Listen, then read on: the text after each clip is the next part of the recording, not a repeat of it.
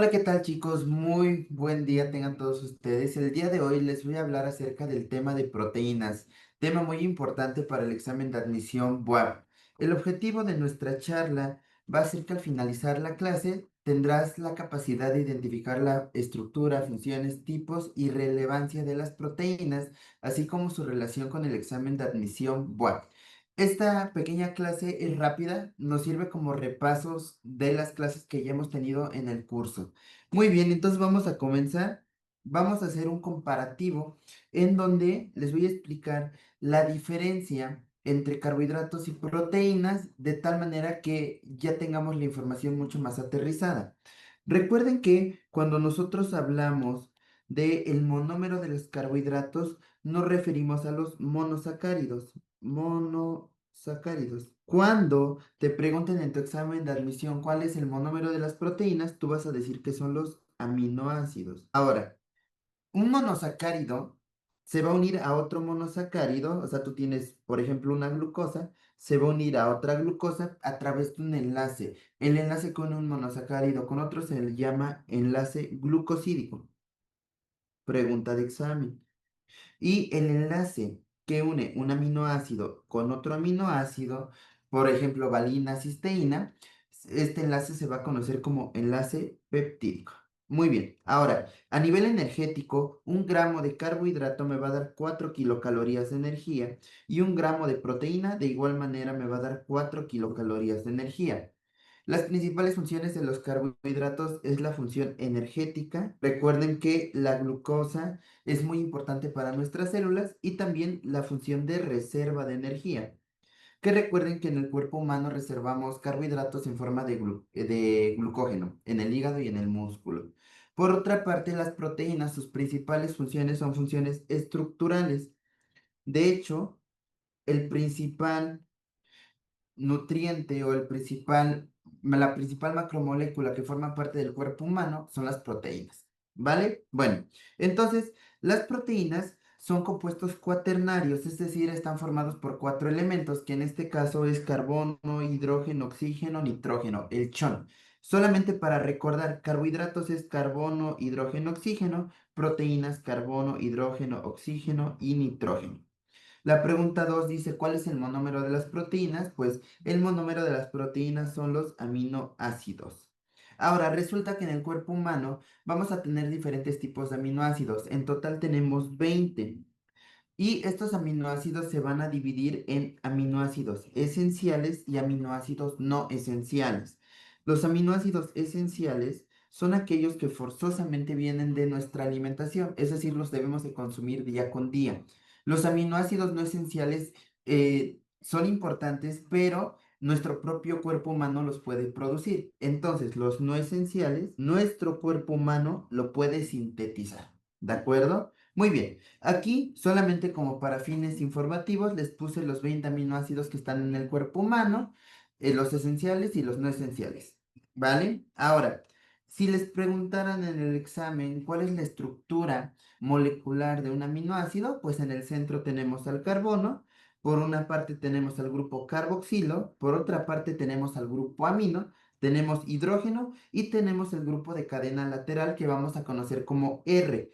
Esto es algo muy importante, chicos, porque grupo amino, grupo carboxilo, carbono, hidrógeno es la estructura base de un aminoácido. Es decir, esto no va a cambiar.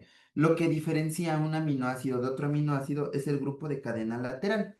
Y entonces aquí viene una imagen en donde podemos ver que tenemos el carbono, tenemos el grupo carboxilo, tenemos el grupo amino, tenemos el hidrógeno y lo que va variando es esta parte de color amarillo que varía de un aminoácido con otro. Muy bien. Ahora, a nivel de funciones de proteínas, les voy a explicar. La función energética, un gramo de proteína me da 4 kilocalorías de energía.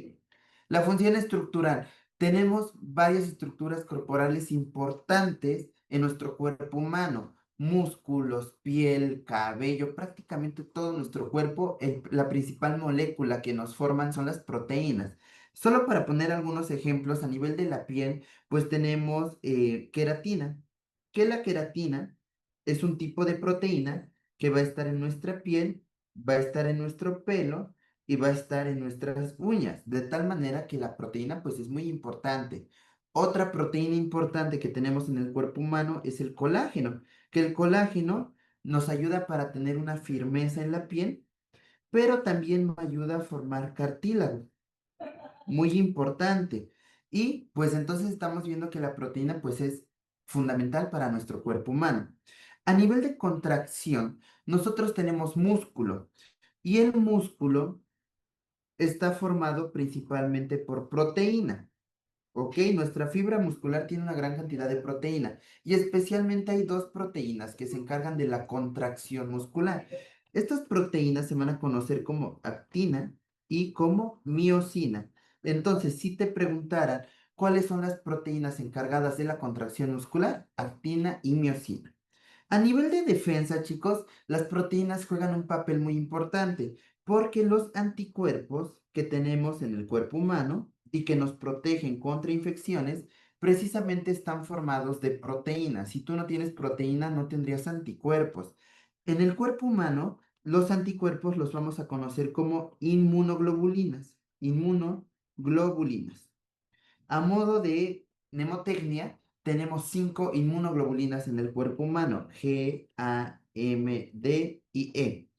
Nota importante, la inmunoglobulina G es aquel anticuerpo que tiene una memoria inmune. Quiere decir que si a ti de niño te dio varicela, vas a tener inmunoglobulina G contra varicela, porque es nuestra memoria inmune. Cuando nosotros tenemos una infección activa, regularmente el primer anticuerpo que se genera es la inmunoglobulina M. Entonces, estas son infecciones activas o recientes. ¿Han escuchado que la madre debe de alimentar a su hijo, le debe de dar el calostro, leche materna, porque tiene una buena cantidad de anticuerpos? ¿Ok? El anticuerpo que se encuentra en leche materna, fluidos corporales, moco, saliva, es la inmunoglobulina A. Entonces, este es el que está en leche materna y en mucosas.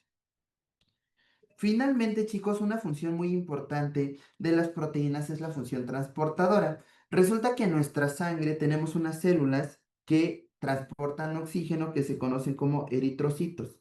Los eritrocitos, también conocidos como glóbulos rojos o hematíes, van a tener una proteína transportadora que se llama hemoglobina. Hemoglobina va a ser la proteína encargada de acarrear el oxígeno por todo el cuerpo humano. Entonces, si yo te preguntara, ¿cómo se llama la proteína transportadora que se encuentra en los eritrocitos y que nos ayuda a transportar oxígeno? Hemoglobina.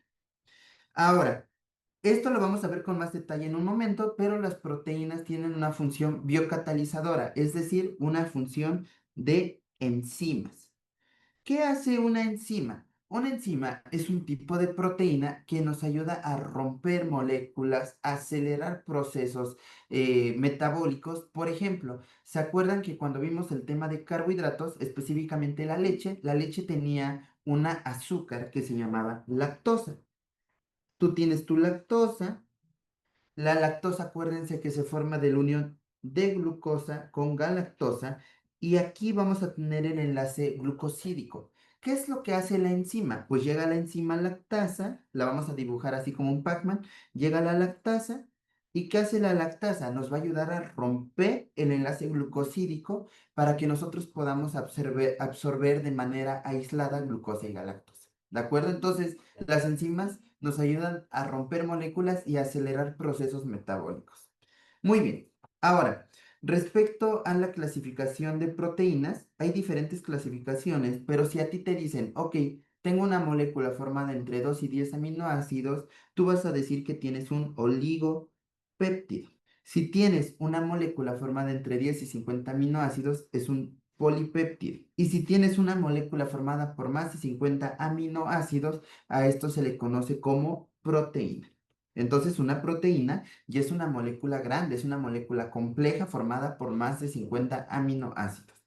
Ahora, las proteínas también se pueden clasificar según su forma. Tenemos proteínas globulares y tenemos proteínas fibrosas. Las proteínas globulares son solubles en agua y en líquidos corporales. Por ejemplo, los anticuerpos que están viajando en nuestra sangre. Por ejemplo, la albúmina, que es la proteína más abundante de la sangre.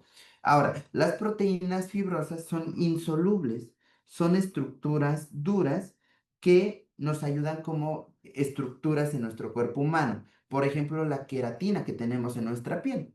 Es una estructura fibrosa, es una estructura insoluble en agua. Entonces, dos tipos de proteínas: proteínas globulares que pueden transportarse en líquidos y proteínas fibrosas que nos dan estructuras sólidas.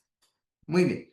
Ahora, les voy a explicar la clasificación por el grupo prostético. Aquí esto es muy sencillo. Tenemos dos tipos de proteínas. Tenemos las proteínas simples y tenemos las proteínas conjugadas.